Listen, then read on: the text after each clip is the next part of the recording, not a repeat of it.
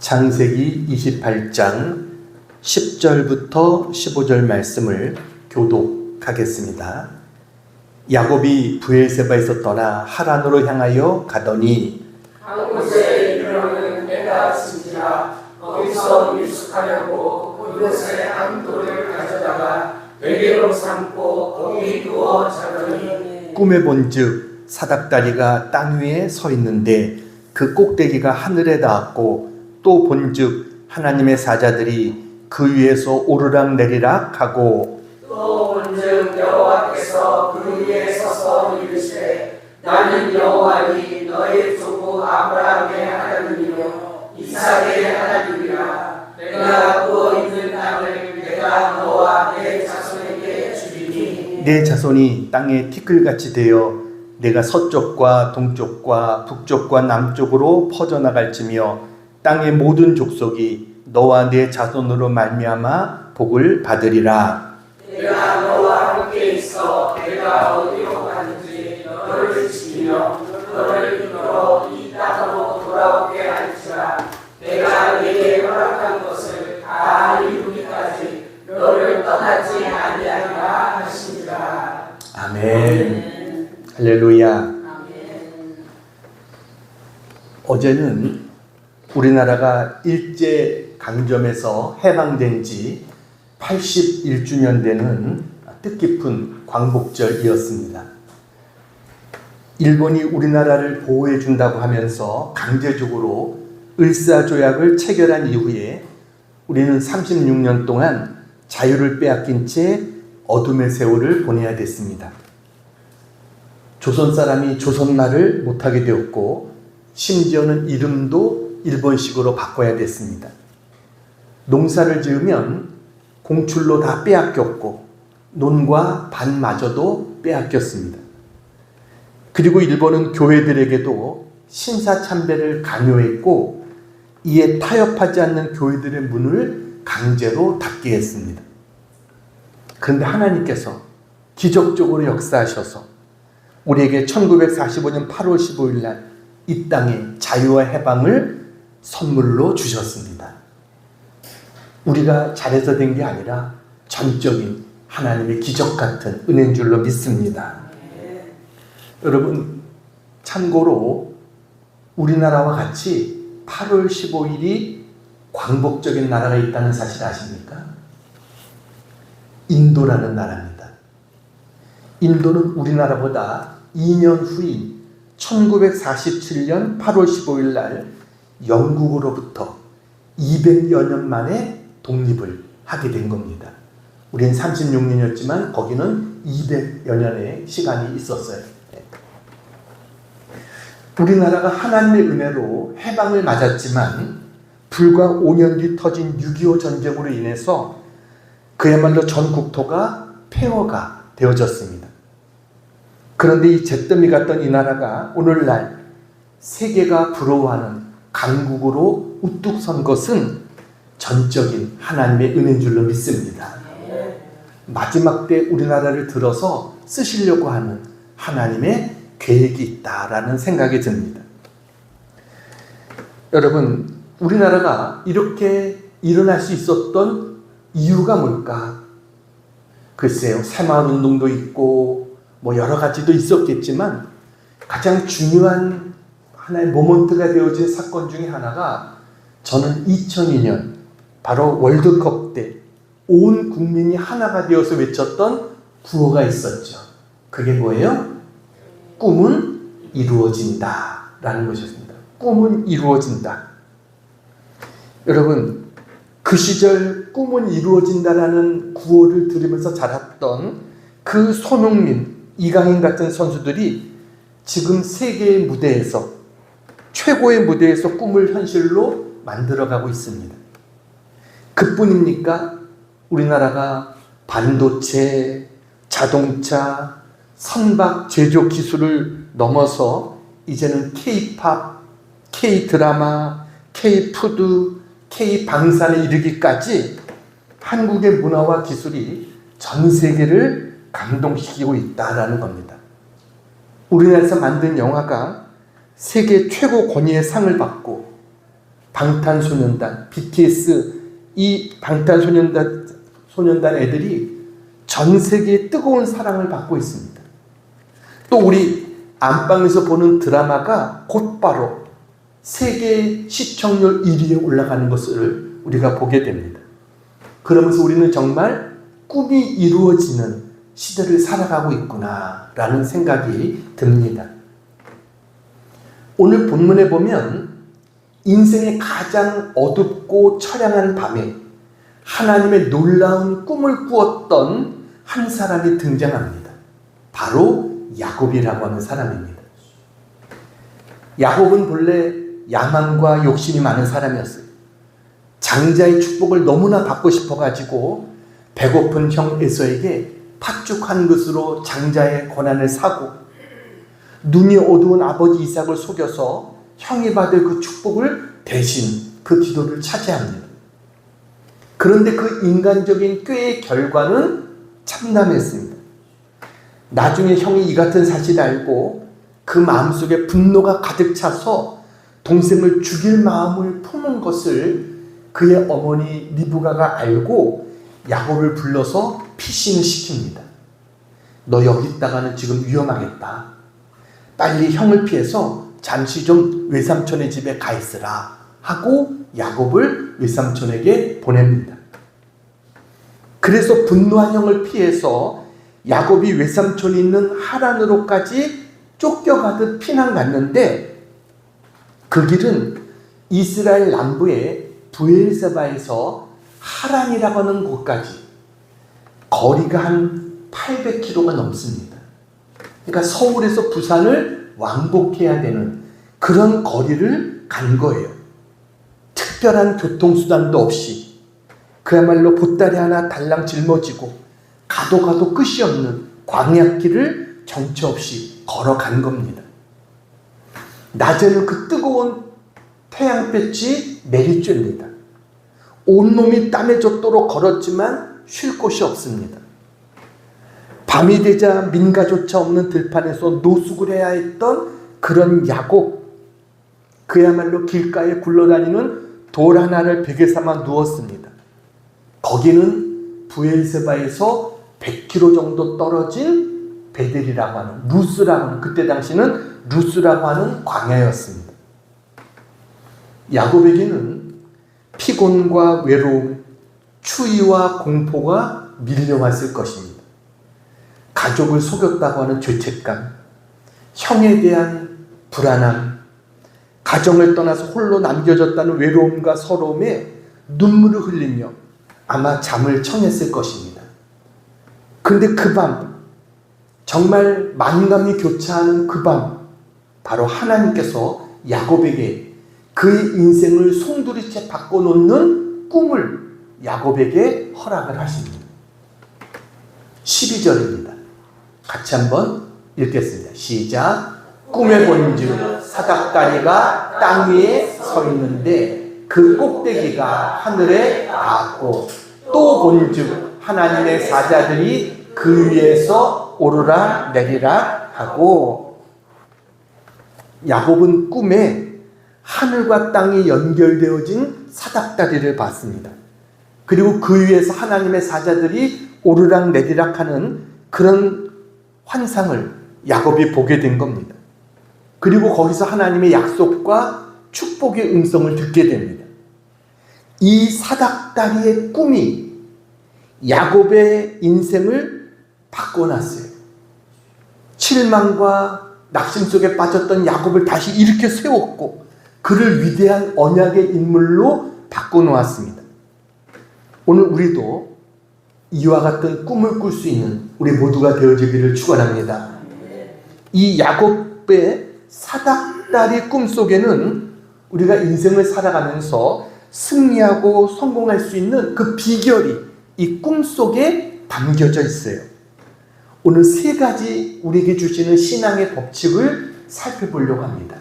우리가 인생을 살아갈 때 어떻게 하면 우리가 인생을 아름답게 승리하며 살아갈 수 있을까? 자, 세 가지 법칙. 첫 번째입니다. 같이 한번 읽겠습니다. 시작. 믿음과 비전의 원리, 바라봄의 법칙입니다. 믿음과 비전의 원리 무슨 법칙이요? 바라봄의 법칙. 사닥다리의 꿈에는 바라봄의 법칙이 담겨 있었습니다. 오늘 12절과 13절을 보면 계속해서 나오는 단어가 있습니다. 12절을 보여주세요. 자, 보면 꿈의 본죽이라고 되어 있어요. 그리고 또 중간에 보면 또 본죽이라고 되어 있습니다. 13절도 보여주세요. 거기 보면 또 본죽, 여호와께서 그 위에 서서 이르시되, 세 번이나 보았다라고 하는 말이 등장하고 있습니다. 하나님은요, 야곱으로 하여금 이 하늘로 연결된 사닥다리와 그 위에 계신 하나님을 바라보게 하셨다라고 하는 것이, 히브리서 11장 1절은 믿음의 본질에 대해서 우리에게 분명하게 설명을 합니다. 그것이 뭐냐면 히브리서 11장 1절 같이 한번 읽어볼까요? 시작. 믿음은 바라는 것들의 실상이요 보이지 않는 것들의 증거니. 그러니까 저 말씀 속에 바로 영적 승리의 핵심인 바라봄의 법칙이 담겨 있다는 겁니다. 믿음이란 단순히 이랬으면 좋겠다, 막연한 희망사항이 아닙니다. 하나님의 약속을 의지해서 소망하는 것을 바라보고 그것을 우리의 마음속에 실물처럼 똑똑하게 새기고 그것이 이루어진 것처럼 믿고 믿음으로 행하는 것, 이게 바로 뭐예요? 그게 믿음이다라고 하는 것이. 보이지 않는 하나님의 약속을 믿음으로 바라볼 때 그것이 어떻게 돼요? 우리에게 현실이요 증거가 되어질 거라는 겁니다. 신앙생활은요, 바라봄입니다. 믿음의 사람들은 보이지 않는 것을 믿음의 눈으로 바라보는 거예요. 모세도 보이지 아니하는 하나님을 보는 것 같이 하여 참았으며 라고 히브리서에 이야기합니다. 그러니까 육신의 눈으로 보이진 않지만 영의 눈으로 보는 거예요. 그리고 그것을 우리의 마음속에 그것을 새기는 거예요. 그것을 바라보는 거예요. 이게 바로 믿음이다라는 거죠. 그래서 믿음의 사람들이 어떤 사람들입니까? 보이지 않는 것을 믿음의 눈으로 바라보고 결국 그것을 현실로 누린 사람들, 이게 믿음의 사람들입니다. 하나님은요, 일찍이 아브라함에게도 이 바라봄의 법칙을 가르쳐 주셨어요. 자식이 없는 아브라함을 데리고 밖에 나가서 하나님께서 밤하늘의 별들을 보게 하시면서 아브라함에게 말합니다. 창세기 15장 5절입니다. 같이 한번 읽어볼까요? 시작. 그를 이끌고 밖으로 나가 이르시되 하늘을 우러러 뭇별을 셀 수 있나 보라. 또 그에게 이르시되 내 자손이 이와 같으리라. 우리 여기서는 별을 볼 수 없죠. 근데 정말 전에도 말씀드렸지만 저희가 성지순례 가서 시내산을 오를 때 그때 그 컴컴한 밤중에 출발을 합니다.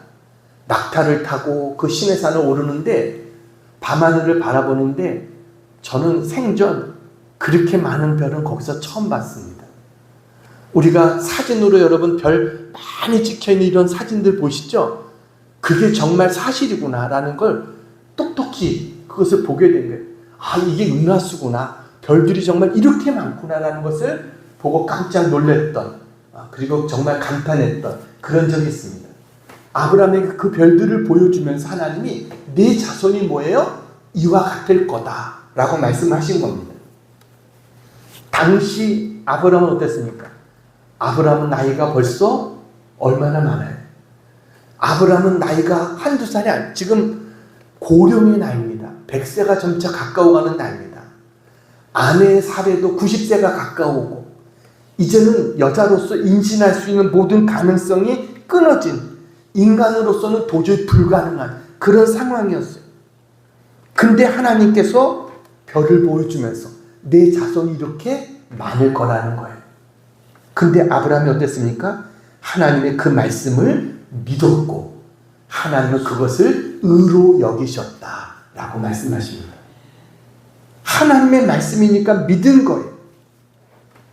하나님이 주실 그 미래를 상상하면서 그것을 바라보면서 여러분 별을 바라보면서도 땅의 모래를 바라보면서도 하나님의 약속을 생각한 거예요. 그랬더니 하나님 어떻게 하셨어요? 그대로 이루어 주셨죠. 야곱도 마찬가지입니다. 외삼촌 라반의 집에서 양을 칠 때 14년을 월급도 없이 일했어요. 그러다가 야곱이 외삼촌과 월급을 서로 정하게 됩니다. 그때 야곱이 하나님 앞에 기도하고 외삼촌에게 말하잖아요. 만약에 양이 새끼를 낳는데 점박이나 아롱진 것을 낳으면 그건 제 것으로 하고, 그렇지 않고 온전한 것을 낳으면 외삼촌 것으로 합시다. 그 외삼촌의 입장에서는 당연히 좋죠. 그래서 그렇게 하자. 근데 야곱이 그 다음부터 어떻게 합니까?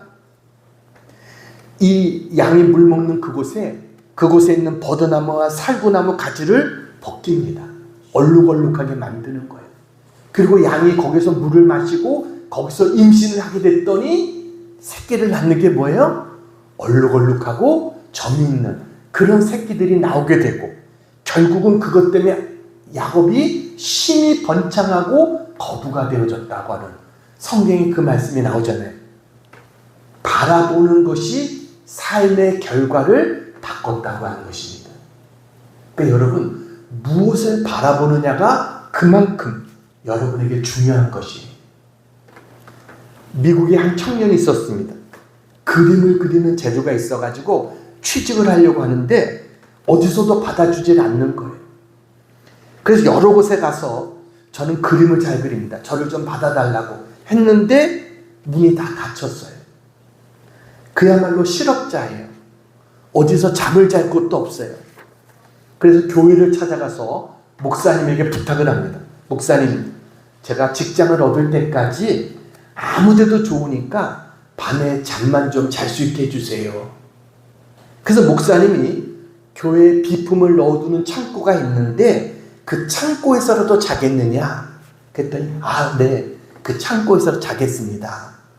그래서 창고에 들어가니까 그야말로 잡동사니에 먼지도 쾌쾌하고 냄새도 나고, 그렇지만 감사한 거예요. 하나님이 잠잘 곳을 주셨잖아요. 그래서 창고에 엎드려서 캄캄한 밤에 주님 감사합니다. 주님께서 제가 지금 어렵지만 좋은 길로 인도해 주실 줄 믿습니다. 기도하고 있는데 옆에서 뭐가 부스럭부스럭 소리가 나는 거예요. 그래서 이게 뭔가 보니까 쥐가 왔다 갔다 하는 거예요. 매일같이 그 창고 안에 쥐가 왔다 갔다 했습니다. 그래서 이 사람 뭐예요? 쥐를 그리기 시작한 거예요. 이분이 누구예요? 이분이 바로 유명한 월트 디즈니라고 하는, 바로 미키마우스를 그리고 나중에 테마파크인 디즈니랜드를 만든 이분이 월트 디즈니라고 하는 사람이죠. 사진을 보여주세요. 바로 저분이 그 디즈니랜드를 만들었던 월트 디즈니라고 하는 사람입니다. 우리 같으면 쥐가 돌아다니면 어떻게 하겠어요? 아이고, 여긴 잠시도 못 있겠다, 이럴 수 있을지 모르겠어요. 근데 그는 그 쥐를 보면서도 희망을 가졌어요. 그 창고 안에서, 쥐가 돌아다니는 창고 안에서도 하나님이 주시는 꿈을 꿨어요. 그리고 그 상황을 바꾼 것이죠. 여러분, 우리가 절망의 창고에 갇혀 있어도 주님을 바라보면 하나님 우리를 은혜의 길로 인도해 주실 줄 믿습니다. 하나님이 함께 하시면 절망의 자리가 희망이 되고, 슬픔의 자리가 기쁨이 되고, 문제의 자리가 축복의 자리로 바뀌게 되는 줄로 믿습니다. 그래서 우리는 어떤 상황에서도 우리는 하나님을 바라봐야 됩니다. 바라봄의 법칙, 여러분, 언제나 하나님을 바라보면 우리에게 길이 열리게 돼요. 그래서 히브리서 12장 2절에 그랬죠. 믿음의 주요 또 온전케 하시는 이 뭐라고요? 예수를 바라보자. 여러분, 예수님 바라보시기를 축원합니다. 그리고 하나님이 내게 주실 복 주실 그 환경을 바라보세요. 우리 가정을 하나님께서 이렇게 축복해 주실 것이다. 내 자녀들이 이렇게 될 것이다. 여러분, 우리의 하나님께서 주실 그 축복을 믿음으로 그리세요. 그것을 내 마음속에, 믿음은 바라는 것들의 실상이요, 보이지 않는 것들의 증거라고 그랬잖아요. 그래서 여러분, 바라봄의 법칙은 꿈의 법칙인 것입니다. 하나님은 바라는 것들을 이루게 해주시는 하나님이신 줄로 믿습니다. 그래서 축복의 법칙 첫 번째가 뭐예요? 바라봄의 법칙. 자, 두 번째 법칙 같이 한번 읽겠습니다. 시작. 인내와 성실의 원리인 계단 법칙입니다. 두 번째 법칙은 뭐라고요? 계단 법칙. 자, 우리 12절 같이 한번 읽어보겠습니다. 12절 시작. 꿈에 본즉 사닥다리가 땅 위에 서 있는데 그 꼭대기가 하늘에 닿았고, 또 본즉 하나님의 사자들이 그 위에서 오르락 내리락 하고. 이 사닥다리 꿈의 두 번째는 계단 법칙입니다. 여러분, 사닥다리 속에는요, 계단 법칙이 담겨 있습니다. 야곱이 외롭고 두려운 광야 한가운데서 꿈을 통해서 본 것은 사닥다리가 공중에 떠 있는 환상이 아니었어요. 땅에 굳건히 뿌리를 내리고 그 끝이 하늘에 닿아 있는 그런 사닥다리였다라고 하는 거예요. 여러분, 우리는 이 사닥다리의 구조를 주목해야 됩니다. 사닥다리는 결코 한 번에 뛰어오를 수 있는 그런 구조가 아닙니다. 한 걸음 한 걸음 올라가야 되는 그런 구조예요.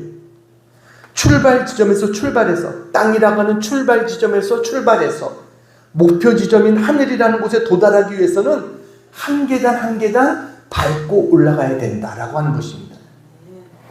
오늘 성경에 보니까 하나님의 사자들조차 어떻게 했어요? 날개로 한 번에 이동한 게 아니라 이 사닥다리를 오르락 내리락 했다라고 이야기하고 있습니다. 이것이 하나님 우리에게 보여주시는 계단 법칙인 것입니다.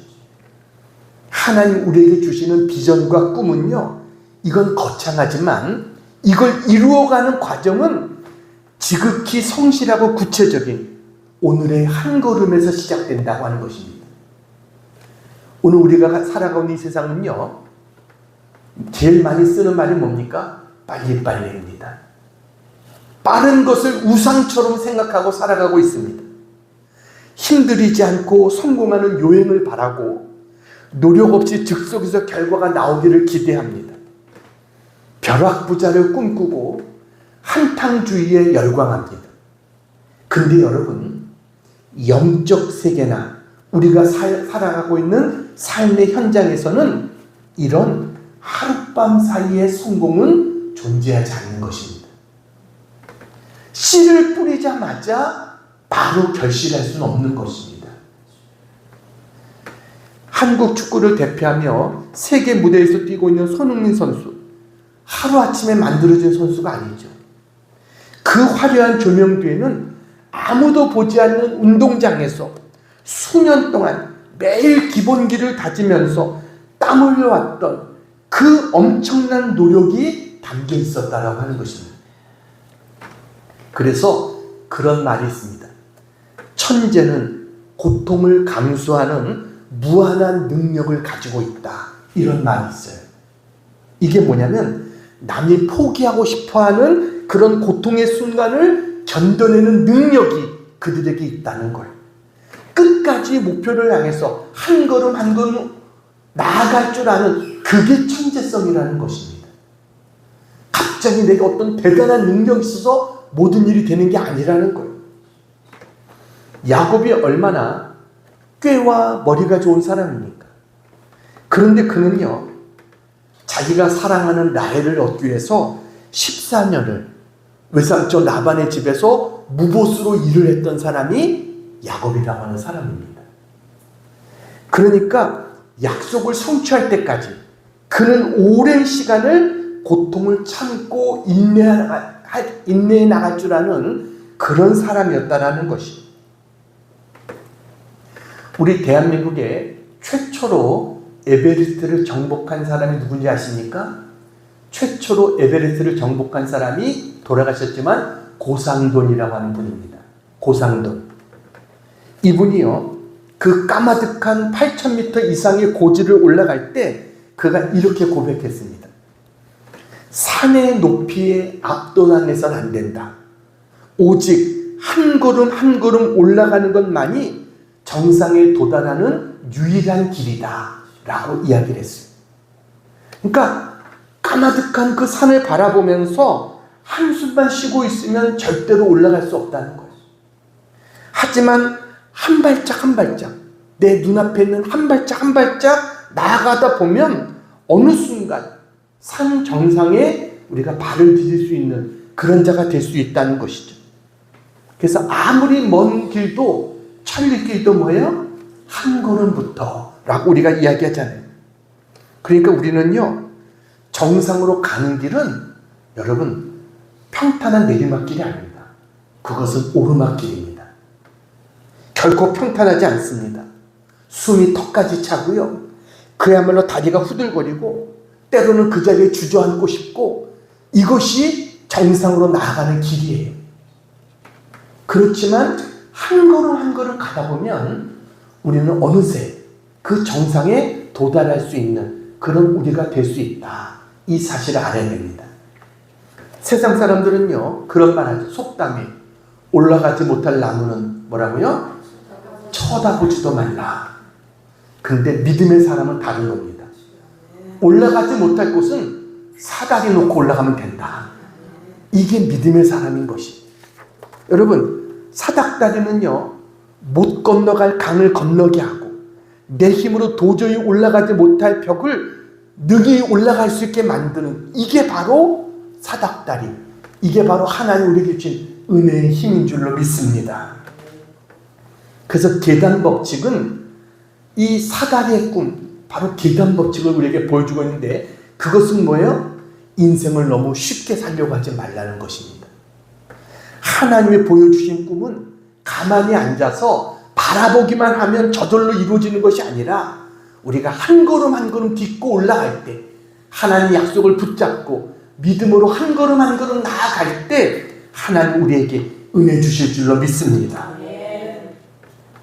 우리 조상들이 그렇게 노래했잖아요. 태산이 높다 하되 뭐라고요? 하늘 아래 메이로다. 오르고 또 오르면 못 오르리 없건만은 사람들이 제한이 오르고 맨만 높다 하더라 그랬죠.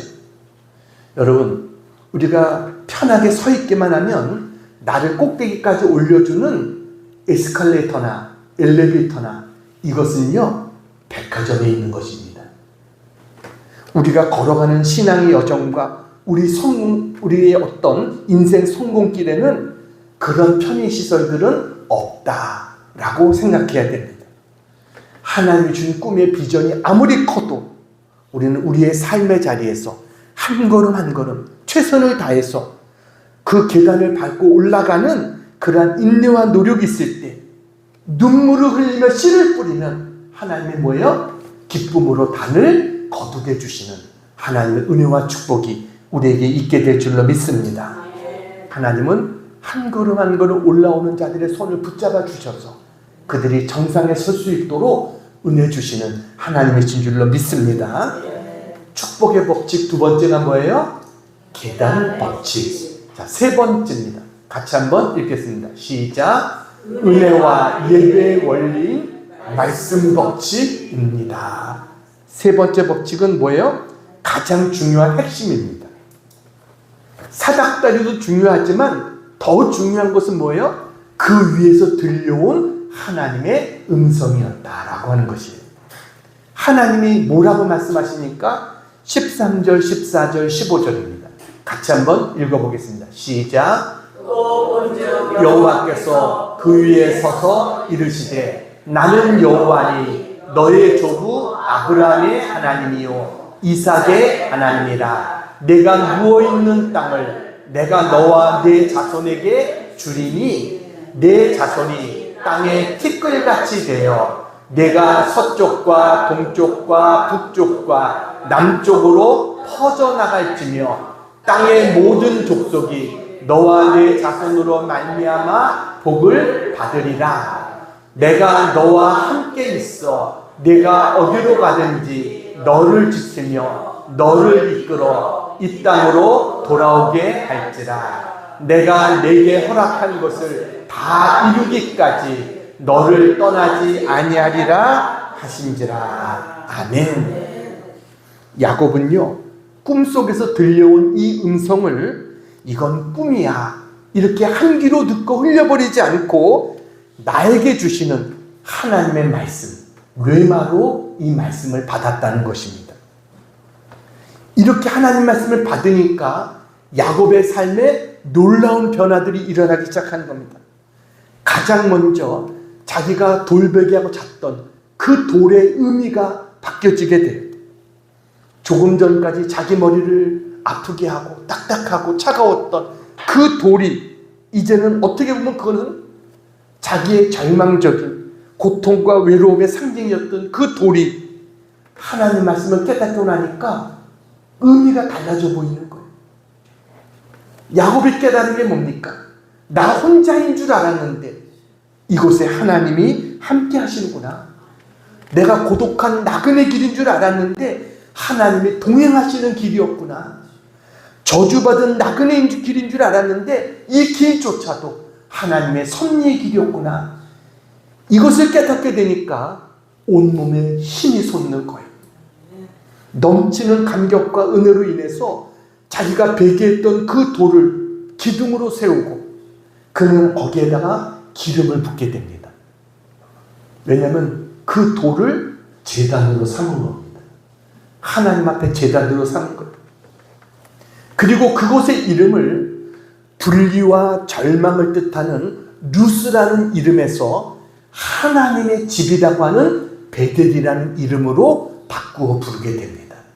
여기는 이제 루스가 아니라 여기는 뭐라고요? 베델이다. 하나님의 집이다 라고 하는 거예요.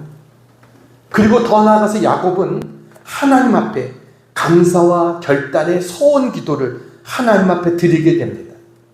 무슨 기도를 합니까? 20절, 21절입니다. 20절, 21절 같이 한번 읽어보겠습니다. 시작. 야곱이 소원하여 이르되 하나님이 나와 함께 계셔서 내가 가는 이 길에서 나를 지키시고 먹을 떡과 입을 옷을 주시오. 내가 평안히 아버지 집으로 돌아가게 하시오면, 자, 거기까지가 하나님 앞에 요구하는 거예요.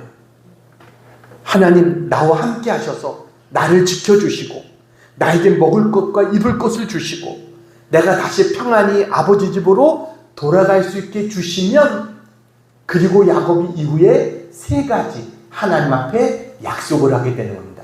그 첫째가 뭐예요? 여호와께서 나의 하나님이 되실 것이요. 이게 첫 번째 약속입니다. 하나님이 나의 하나님이 될 것이요.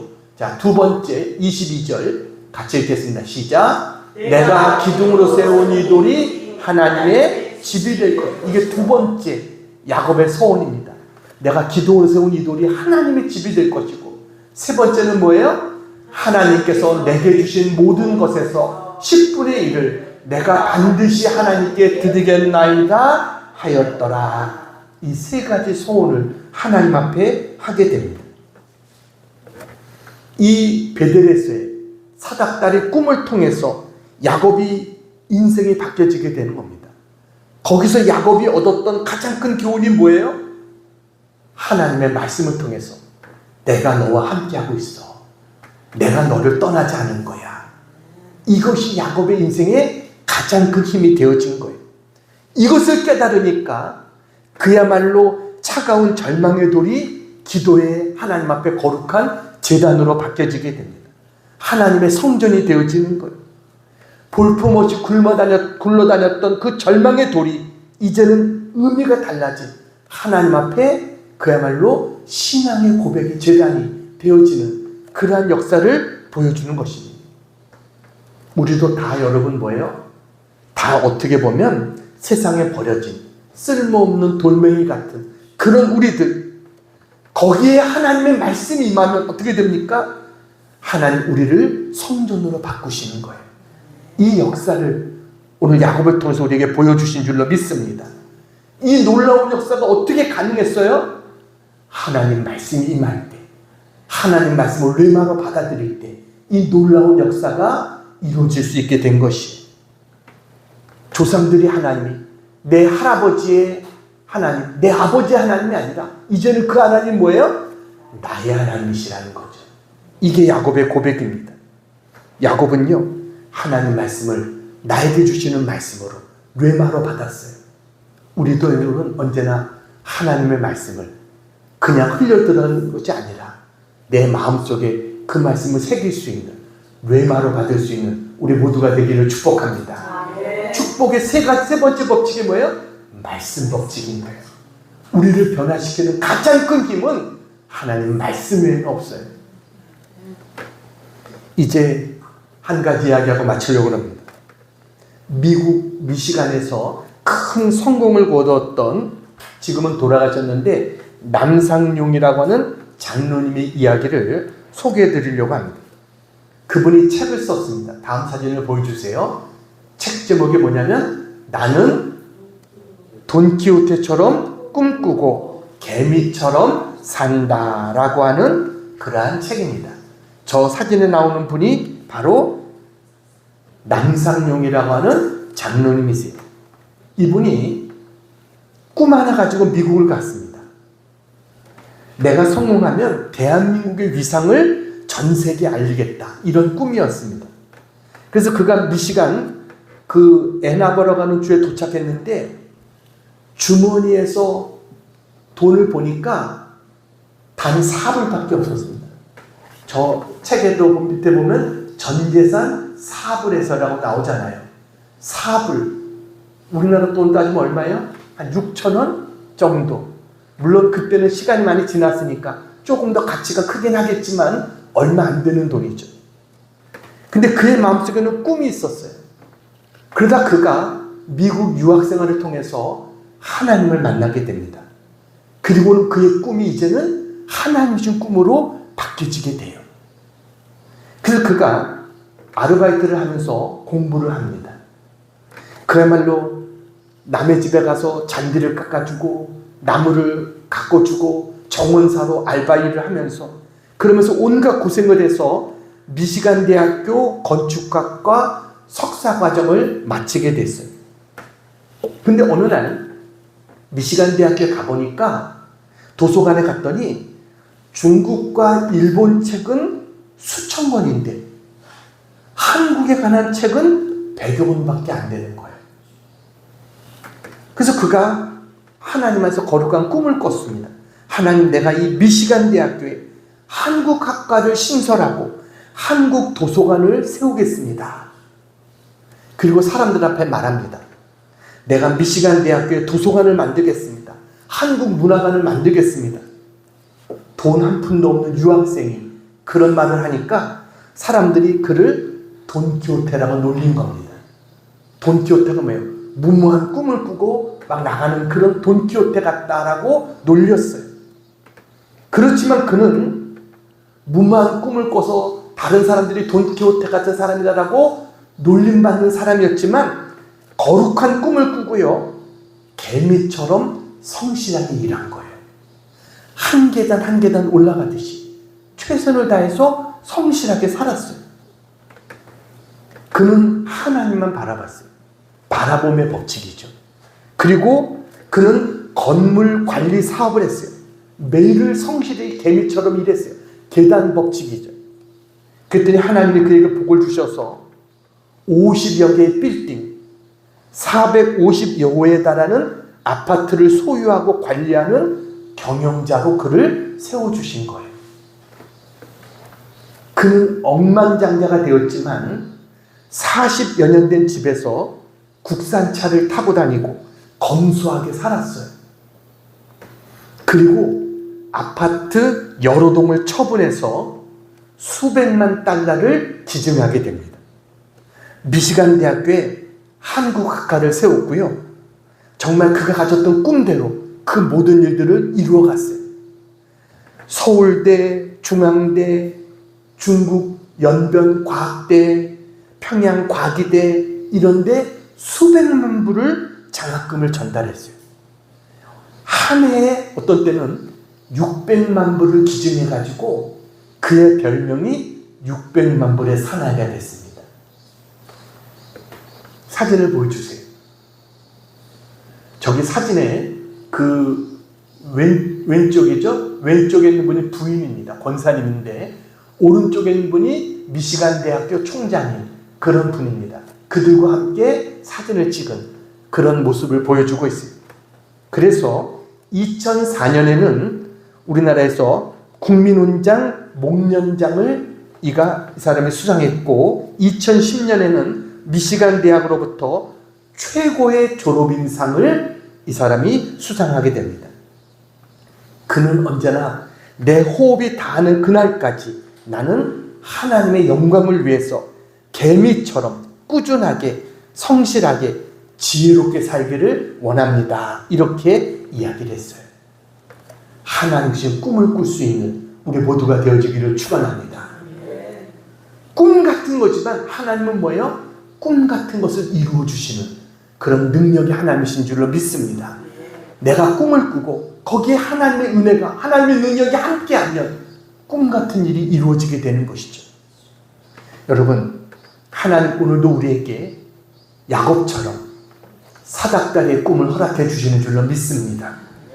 여러분, 인생에 차가운 돌베개를 베고 누워 있습니까? 외로움과 불안감 속에 계십니까? 눈을 들어 하나님을 바라보시기 바랍니다. 그리고 주님이 주신 꿈을 향해서 오늘 나의 삶에 한 계단 한 계단 여러분 성실히 그것을 밟고 올라가세요. 그리고 하나님이 나에게 주신 그 약속의 말씀을 붙잡고 이것을 르마처럼 우리의 마음에 심고 예배의 자리로 나가는 우리가 될 때 하나님께서 우리의 모든 꿈을 이루어 주시는 놀라운 은혜가 우리에게 함께하게 될 줄로 믿습니다. 하나님 오늘도 우리에게 약속하십니다. 내가 너와 함께한다. 내가 너를 결코 떠나지 않을 것이다. 나중에 야곱이 고백합니다. 하나님, 제가 지팡이 하나 가지고 이곳을 떠났었는데 하나님 말씀대로 이제는 2때나 이루었습니다. 라고 고백했어요. 여러분, 이런 은혜가 우리에게도 함께하기를 주님의 이름으로 축원합니다. 기도하겠습니다.